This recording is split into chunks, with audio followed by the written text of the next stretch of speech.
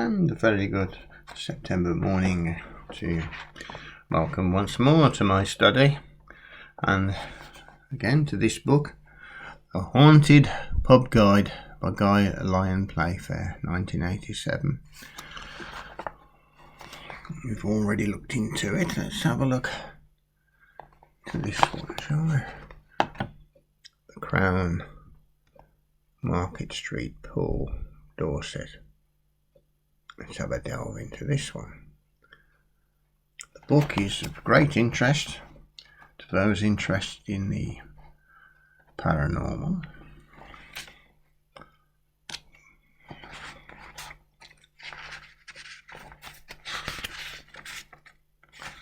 Pubs throughout the different counties of Britain.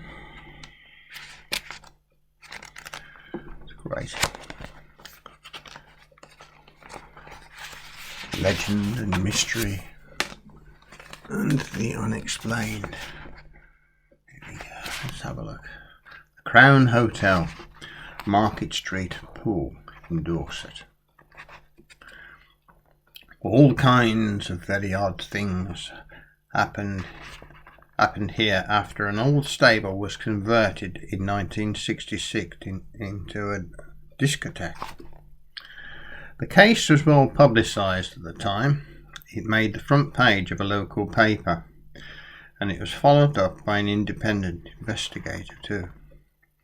3 named witnesses described hearing a piano play by itself in an empty room, whereupon a sceptical Australian named D. Brown locked the door of the room in question and drew some crosses on it. Shortly afterwards, the door was found to have opened itself, which gave Brown the most eerie feeling I have ever had in my life, he said. Licensee Mrs. Marie Hughes told Andrew Green that on more than one occasion she had failed to persuade doors to remain locked. She also described the sound of something being dragged along an upper floor. 9 years later, a new witness came forward with details of an entirely different phenomenon. This was the milkman, and what upset him to the point of refusing to go into the stable yard anymore was the appalling sound of children rushing about and screaming in the old stable yard, which was unoccupied in 1975. Mrs. Eales, wife of the licensee in that year, had heard similar noises and mistaken them for those of her own children until she found that the stables had remained locked and empty, and her children had gone to another location.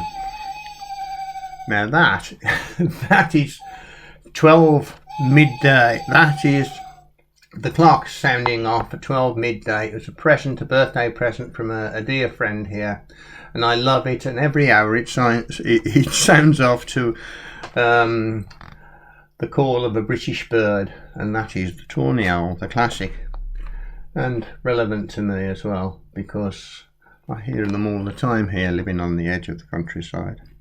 Anyway, back to the story. And the milkman had heard the children rushing about and screaming in the old stable yard, and of course the children were simply not there. According to legend, a 19th century landlord had put a couple of deformed children to death after incarcerating them in his stables, and in the 1960s a hidden room was found in the attic. It would have made an ideal prison, as it had no door. Good heavens above. Well, there you go. The Crown, Market Street, Poole in Dorset. Stable yard. Fascinating book. Let's just have a last look, shall we? Here it is.